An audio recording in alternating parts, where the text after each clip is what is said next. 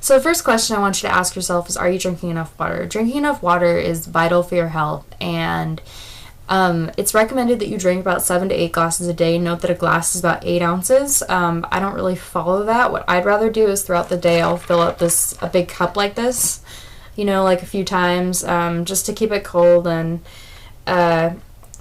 And what's nice about these cups is that they have thick plastic so that the drink stays nice and cold and for a longer amount of time. So I'd really recommend doing that. Go over to Walmart and pick yourself up one of these.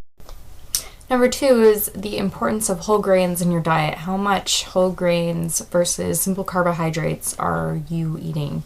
Now, on a food pyramid, you'll notice that grains are the biggest tier, and that's true. You should be getting more carbs in your diet than, say, meat or,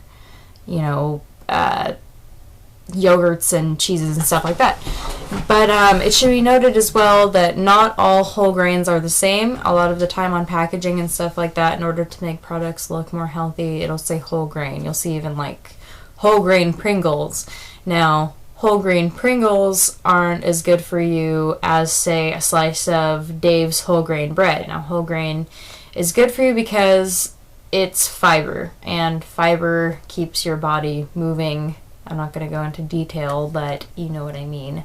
And you can also get fiber from fruits and vegetables, which you should eat a lot of, but a good majority of of my fiber in my diet comes from bread, and I don't really do whole wheat pasta. I think whole wheat pasta is pretty yucky. If you do want some simple carbohydrates in your diet, you should have some allowance to that kind of stuff, because you'll notice that on my next point, that cooking from home oftentimes is just the healthier option. Number 3 is eat from home. Eat from home as much as you can. Stop with the fast food, because that stuff is bad for you. The more that you eat out at restaurants and fast food, the more likely you are to overeat. And also, the thing is about fast food and eating at restaurants too frequently is that when you do that, you're eating all that over-seasoned, over-portioned food, and you'll notice that food at home that you buy from the grocery store will start to become less and less appealing, and it's just a really bad cycle to go down, because it's unhealthy for you and it tends to be very expensive. So one way to really amplify your results while you're working out is to try to drink protein drinks. Now, the protein drink that I drink is called Soy Protein 95, and this is kind of a trial size thing. Usually the soy protein drink containers are usually about twice as big, and they're about $39.99. They're kind of expensive, but they can help you work out and can help you build lean muscle. But when you start drinking these drinks, you need to realize that protein actually metabolizes to fat more quickly than carbohydrates do. And if you drink these drinks, you have to make sure that you work out an adequate amount to make up for the calories that you're consuming in these drinks, because if you, hypothetically speaking, if you were to drink these and not work out, you could put on weight rather quickly. So what I do is I usually drink like half of one of these scoops, like half a serving, and a glass of non-fat milk about 20 minutes before I work out. And then I work out for I'll do 2 of Tiffany's 10-minute videos a night, so that's about 20 minutes a night that I work out, and I've gotten excellent results. So I would recommend that for girls trying to get in shape. But yeah, just use caution with these. So the next thing that I want to talk about is portion sizes. Now, adjusting your day-to-day portion sizes can be very difficult, but one way that you can do it rather easily is to look at the dishes that you're using in your home. I'm going to show you 2 different bowls from 2 different dish sets that I took from my cabinet. Okay, this one over here is the one that's going to help me make better portion sizes, or better portion choices. So I would say if you're trying to get in the best shape to stay away from beer altogether, beer has a lot of calories, it's simple carbohydrates, and it slows down your metabolism, so that's all bad, bad, bad.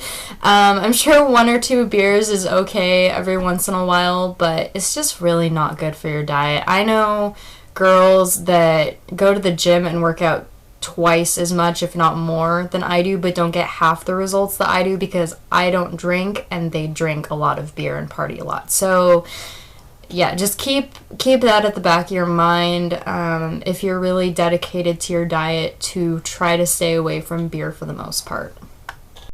So the next one that I really want to stress is try not to eat and sleep. Try to have your dinners a little bit earlier in the evening, like say 5, 6 o'clock, than say 8, 9, or 10, because when you eat later in the evening and then sleep, you're not gonna burn off those calories.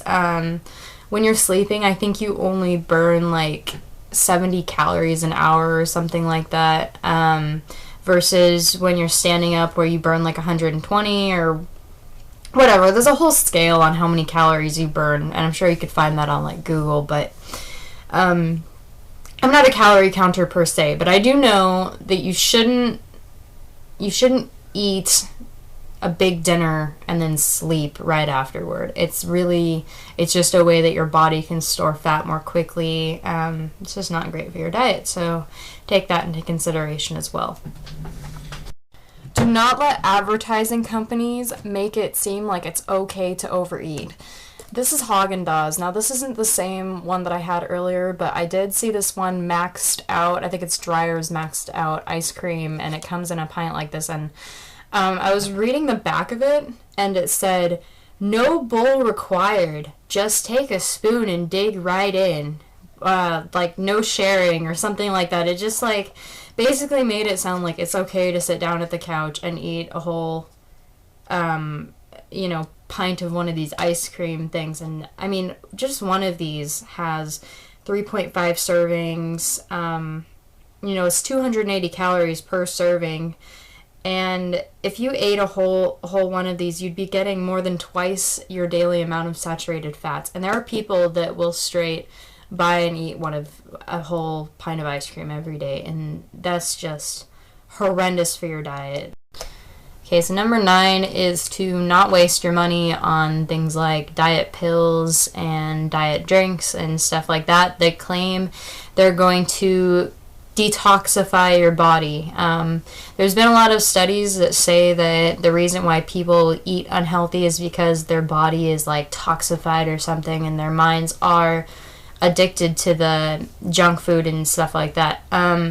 There is a grain of truth in it, because when you eat unhealthy, you're more likely to continue eating unhealthy things, and when you eat healthy for an extended period of time, unhealthy food starts to look unappealing, and starts to actually taste unappealing. Your brain has to kind of train itself to enjoy healthy food if you are so used to only eating unhealthy food, and vice versa. So what I recommend is just to gradually incorporate whole grains and more servings of fruits and vegetables and other healthy foods into your diet, while gradually cutting out the things that you know are bad for you that you continue to eat large portions of anyway. Whatever your case is, no detox pill is going to change how your mind works. It's something that you have to do on your own. And the 10th and final point that I want to make is that living a healthy lifestyle is a journey, not a destination, and that if you do lose the weight and get to the point that you feel entirely satisfied with your body, you really do have to continue to eat healthy and work out on a semi-regular basis, because once you get those results, you want to maintain those results. You don't want to go back to your same habits and then yo-yo again and end up putting on the weight. You have to continue to live that healthy lifestyle. But when I say healthy lifestyle, again, I'm not saying don't kill yourself if you eat a bowl of ice cream for dessert, or don't get too mad at yourself if you think you ate too much of something, because life goes on. You just have to continue to make healthier choices and try to live an active lifestyle. And you know, there's tons of websites like sparkpeople.com and, you know, support groups for people that are trying to lose weight. And like I've said many times in my video, Tiffany Road workouts here on YouTube are fantastic. I still do them. I do 2 a night, like I said. So, so yeah, I hope you guys got some good tips, and I will see you guys later. Bye.